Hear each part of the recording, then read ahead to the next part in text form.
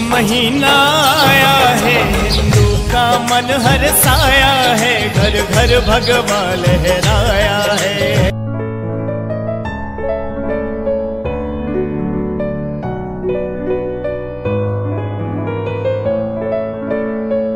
Hello friends, नमस्ते। Welcome to my channel Anu from Russia और मैं हूँ अनु। कैसे हैं आप सब? मैं ठीक हूँ।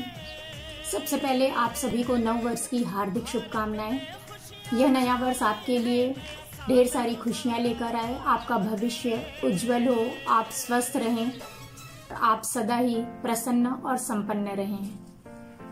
वैसे तो अंग्रेजी कैलेंडर के अनुसार नया वर्ष जो है वो जनवरी महीने में आता है, किंतु वैदिक हिंदू परंपरा और सनातन काल गणना के अनुसार चैत्र शुक्ल की प्रतिपदा तिथि पर नव वर्ष की शुरुआत मानी जाती है। शास्त्रों के अनुसार सभी चारों युगों में सबसे पहले सतयुग का आरंभ इसी तिथि यानी चैत्र प्रतिपदा से हुआ था। यह तिथि सृष्टि के कालचक्र प्रारंभ और पहला दिन माना जाता है। मान्यता यह भी है कि इस दिन ब्रह्मा जी ने समस्त सृष्टि की रचना की थी। इसी कारण से हिंदू मान्यताओं में नए वर्ष का शुभारंभ होता है। चैत्र महीना हिंदू नव वर्ष का पहला महीना होता है। इसी माह में महान गणितज्ञ भास्कराचार्य दिन, माह, वर्ष की गणना करते हुए पांचांग की रचना की थी और चैत्र प्रतिपदा के दिन महाराज विक्रमादित्य द्वारा विक्रमी संवत की शुरुआत हुई थी। प्रकृति भी अपना नया वर्ष इसी चैत्र महीने में मनाती है।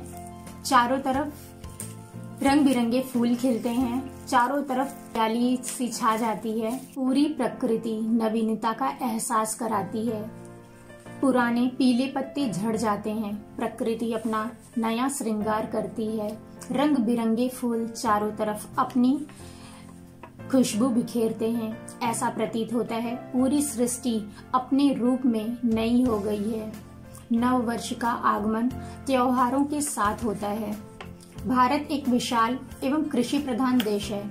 भारत में विभिन्न क्षेत्रों में मौसम तथा संस्कृति एवं परंपराओं के आधार पर भिन्न भिन्न नववर्ष मनाए जाते हैं। जैसे कश्मीर में नवरोज, आंध्र प्रदेश कर्नाटक में उगादी, महाराष्ट्र में गुड़ी पड़वा, केरल में विशु, पंजाब में वैशाखी के साथ नए वर्ष का शुभारंभ होता है। उनके नववर्ष मनाने का तरीका भी अलग अलग होता है। वे अपने घरों के द्वार को आम के पत्तों से सजाते हैं, घर की सफाई करते हैं, रंगोली बनाते हैं, फूलों से सजाते हैं, धार्मिक एवं सांस्कृतिक कार्यक्रमों में भाग लेते हैं, दान पुण्य करते हैं और पूजा पाठ करते हैं। इस समय फसल भी पक जाती है और फसल को काटने का समय हो जाता है। किसानों के लिए भी यह बहुत ही सुखद और खुशी का महीना होता है। इस समय पूरे भारत में खुशहाली का माहौल होता है, लोग खुश रहते हैं, मौसम बहुत ही सुहाना होता है। देखा जाए तो यह नव वर्ष जो है यह प्रकृति से संबंधित है। प्रकृति में सूरज का उगना, सूरज का डूबना, उसी के अनुसार महीनों का 12 महीना होना, सप्ताह में 7 दिन होना, घंटे में 24 घंटा होना, यह सारी चीजें जो है वह इसी पर आधारित है। यह नव वर्ष जो है यह सूरज की पहली किरण के साथ मनाई जाती है। पूरे विश्व में 1582 के पहले यही कैलेंडर मान्य थी। इसके बाद रोम में ग्रेगोरियन कैलेंडर को अपनाया गया। तभी से धीरे धीरे पश्चिमी सभ्यता संस्कृति पूरे विश्व को अपनी पकड़ में लेने लगी और पूरा विश्व धीरे धीरे इन्हीं की संस्कृति को अपनाने लगे और इन्हीं के कैलेंडर को मानते चले गए। किंतु मैं आपको बताती हूँ कि किस तरह से अपनी संस्कृति और अपने हिंदी कैलेंडर से हम छूटते चले गए। आजादी के बाद नवंबर 1952 में वैज्ञानिक और औद्योगिक परिषद द्वारा पांचांग सुधार समिति की स्थापना की गई थी। इसी समिति को यह तय करना था कि हमारा ऑफिशियल कैलेंडर क्या होगा। समिति ने अपनी रिपोर्ट सौंपी और विक्रम संवत को भी स्वीकारने की सिफारिश की थी, लेकिन तत्कालीन प्रधानमंत्री जवाहरलाल नेहरू जी के आग्रह पर ग्रिगोरियन कैलेंडर को ही सरकारी कामकाज के लिए उपयुक्त मानकर 22 मार्च 1957 में इसे राष्ट्रीय कैलेंडर मान लिया गया था। तो तभी से हमारे जो हिंदू कैलेंडर हैं वो धीरे धीरे पीछे छूटते चले गए और ग्रेगोरियन कैलेंडर यानी कि जो अंग्रेजी कैलेंडर है, स्कूल हो, कॉलेज हो, सरकारी कामकाज हो, दफ्तर हो, हम इसी कैलेंडर को मानते चले गए। चैत्र शुक्ल प्रतिपदा का ऐतिहासिक महत्व भी है।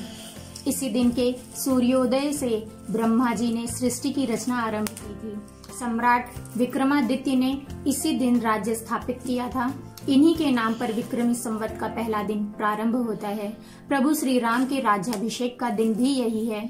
शक्ति और भक्ति के 9 दिन अर्थात नवरात्र का पहला दिन यही है।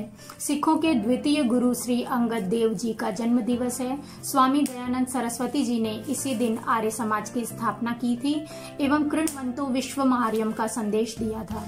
सिंध प्रांत के प्रसिद्ध समाज रक्षक वरुणावतार भगवान झूलेलाल इसी दिन प्रकट हुए थे।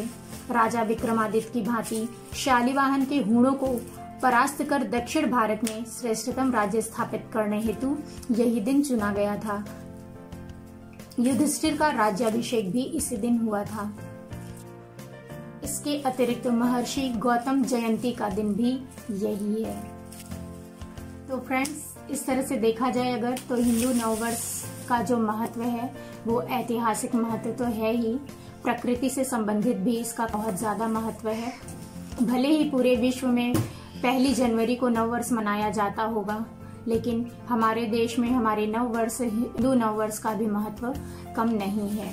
हमारे भारतवर्ष में आज भी शादी ब्याह हो, गृह प्रवेश हो, बच्चों का मुंडन हो, जो इस तरह के अनुष्ठान होते हैं वो आज भी हिंदी पंचांग के अनुसार, हिंदी कैलेंडर के अनुसार शुभ मुहूर्त और तिथि देख करके ही किए जाते हैं। तो जरूरत है हम अपने बच्चों को और अपने घरों में नववर्ष के महत्व को बताएं और ये नया वर्ष भी हम उसी तरह से मनाएं जिस तरह से हम 1 जनवरी को मनाते हैं। यदि आपको कुछ जानकारी मिली तो आप मेरे चैनल को सब्सक्राइब कीजिए, वीडियोस को लाइक और शेयर कीजिए जिससे कि ये बातें और लोगों तक पहुंचे। तब तक के लिए नमस्ते। मैं अगले वीडियो में आपको फिर से मिलूंगी। आप हमेशा खुश रहिए, स्वस्थ रहिए, मस्त रहिए, व्यस्त रहिए।